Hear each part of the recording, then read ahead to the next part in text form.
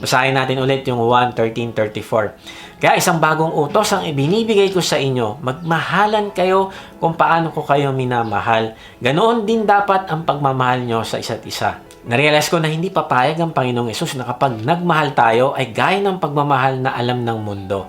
Mamahalin kita pag hindi mo ako niloko. Mamahalin kita pag nag-behave ka. Papatawarin kita pag nagbago ka na. Mamahalin kita basta i-maintain mo ang beauty mo. Pag tumaba ka na, ayoko na sa'yo. Narealize ko ang klase ng ating pagmamahal ay may kondisyon. Pero ang Panginoong Yesus ay nagmamahal ng walang kondisyon. Imagine niyo si Judas na magtatraidor sa kanya. At alam niya ito. Pero hinugasan niya pa rin ang paa ni Judas. At ganoon din ang sinasabi niya sa atin na uri ng pagmamahal na dapat nating gayahin at ipakita sa bawat isa. Bakit? Tingnan natin yung susunod na verse. Sabi sa 1:13-35, kung nagmamahalan kayo, malalaman ng lahat ng tao na mga tagasunod ko kayo. Wow! Ito yung dahilan kung bakit gusto ng Panginoong Yesus na makita ng mga tao na iba tayong mga alagad pagdating sa pagpapakita ng pagmamahal. Nais ng Diyos na mag-glorify siya sa ating buhay. Nais niya makita ng ibang tao na iba magmahal ang mga alagad ng Panginoong Yesus. At dahil dito, sila ay lalapit din at magpupuri sa Diyos. Naalala ko yung kwento patungkol kay Pastor Doug Nichols. Na-invite siya sa aming church noon para mag-speak at narinig ko itong kwento niya na ito. Noong 1967 ay naglilingkod sa Diyos bilang missionary sa India si Doug. Kaya lang, habang pinag-aaralan niya pa lang yung kanilang lengguwahe, ay nagkasakit siya ng tuberculosis at napilitan siyang dalhin sa isang sanatorium para magpagaling. Ang lugar na iyon ay hindi masyadong malinis at napakahirap dahil napakarami mong makakasama na may TB. Pero magkagayon pa man ay nagsikap si Doug na magbahagi ng gospel tract at mga booklets. Kaya lang ay hindi interesado ang mga tao sa mga Amerikano at sa Diyos nito. Wala kahit isa ang tumanggap ng gospel tract. Nagtangka siya magbahagi ng gospel kaya lang ay hindi naman niya alam ang lengguwahe nila. Sobra siyang na-discourage at tinatanong niya ang Diyos kung bakit pa ba siya pinapunta nito sa India. Tapos dahil sa hirap na hirap si Doug sa kanyang ubo, madalas nagigising siya sa madaling araw. At nagigising din siya dahil kasi yung mga kasamahan niya ubo rin ng ubo. Isang madaling araw ay may napansin si Doug na isang matanda na pasyente na gustong umupo sa kama. Kaya lang ay sa sobrang panghihina nito ay hindi niya magawa. Nakailang subok siya pero bumabagsak lang siya pabalik sa kanyang kama. Wala siyang nagawa kundi umiyak na lamang. At kinabukasan nga ay napag-alaman nila na kaya pala nagpipilit siyang tumayo ay para pumunta sa CR. Galit na galit yung mga nurses dahil kailangan nila linisin ang dumi ng matanda. At dahil sa galit ng isang nurse ay sinampal niya yung matanda. Hiyang-hiya naman yung matanda at umiyak na lang ng umiyak. Nung sumunod na umaga, 2:00 ng madaling araw, ay nakita na naman niya yung matandang lalaki na nagpipilit na makatayo sa kama. At dahil dito ay nilapitan siya ni Doug at iniakbay niya ang kamay nito sa kanya at inalalayan papunta sa CR. At nung matapos ito mag-CR, ay inalalayan niya ulit ang matanda para makabalik sa kanyang kama. At dahil dito ay sobrang nagpasalamat yung matanda sa kanya at hinalikan siya sa pisngi. Alam mo, kinabukasan, pagising niya, may nakahanda ng mainit na tsaa ang nagtimpla ay isa sa mga pasyente. Tapos, matapos siya bigyan ng tsaa, ay sumenyas ang pasyente na gusto niya mabigyan ng isang gospel tract at booklet. Alam mo, buong maghapon ay walang hinto ang gustong humingi ng kanyang gospel tract. Kasama na yung mga interns, doctors at mga nurse. At dahil dito ay may mga nagsabi na sila ay tumanggap sa Panginoong Yesus matapos nila mabasa ang mabuting balita. Na-realize ko na walang pakialam ang tao sa galing mo o sa kung anong meron ka.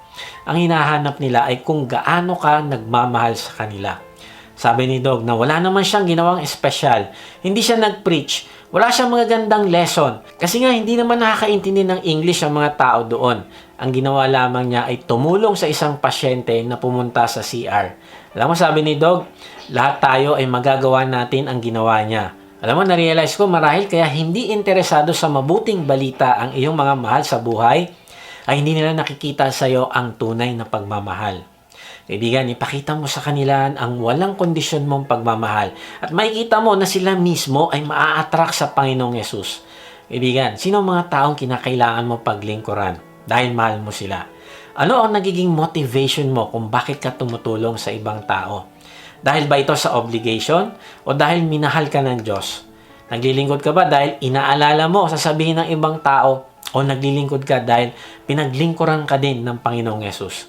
Kaibigan, kung ang sagot mo ay hindi dahil sa mahal mo ang Diyos kaya ka naglilingkod sa kapwa, ay ang ginagawa mong service ay legalistic lang, mababaw at activity lang ito ng isang religion. Kaya nga, alalahanin mo na ang Christianity ay patungkol sa pagmamahal sa iyo ng Diyos at pagmamahal mo din sa Kanya na lumalago to the point na umaapaw na ito sa iyo at nagbubunga ng pagmamahal mo din sa iba.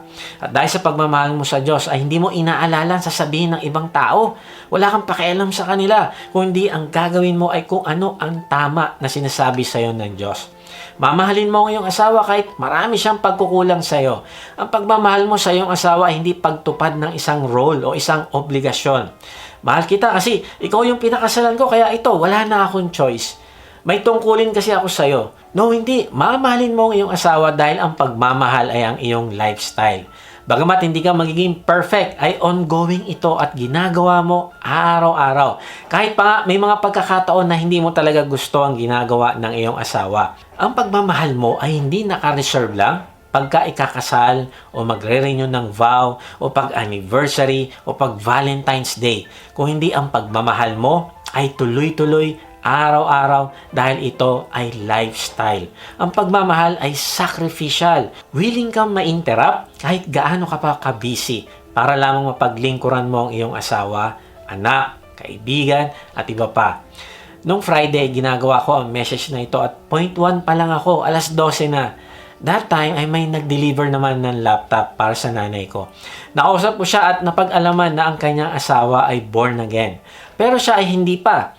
Alam ko na sinasabi sa akin ng Diyos na bahaginan ko ng kaligtasan ang taong nag-deliver. Pero hindi ako sumunod kasi sabi ko, Lord, busy ako. Di pa ako tapos sa pinapagawa niya sa akin. Alam mo, na-realize ko na ang pagmamahal ko ay hindi sacrificial.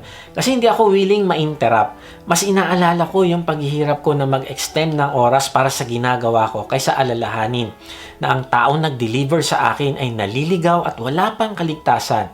Mas inalala ko yung aking sarili kaysa sa kaluluwa niya. Mas minahal ko yung aking sarili kaysa sa kanya. Kaya nag-pray ako at humingi ng isa pang chance kay Lord. Narealize ko kahit kailan ay hindi naging busy ang Diyos para hindi dinggin ang aking panalangin. Hindi siya busy sa social media pag merong gusto makipag-usap sa kanya. Hindi lumilipad yung isip niya pag merong gusto mag-pray at kausapin siya. Kung hindi, binibigay niya ang kanyang buong attention sa atin. Alam mo, na-realize ko ang isang danger sa marriage ay hindi ang magmahal ng iyong asawa ng iba. Kung hindi, ang danger ay kapag mas minahal na niya ang kanyang sarili kaysa sa'yo. Kaya kaibigan, ang tunay na nagmamahal ay willing ma-interrupt. Hindi niya mas minamahal ang kanyang hobby o sports. Hindi niya mas minamahal ang kanyang career o magiging achievements. Hindi niya mas minamahal ang kanyang reputasyon kaysa sa kanyang asawa. Kung hindi, willing siyang i-prioritize ang kanyang asawa o anak kaysa sa kanyang pansariling pagnanasa.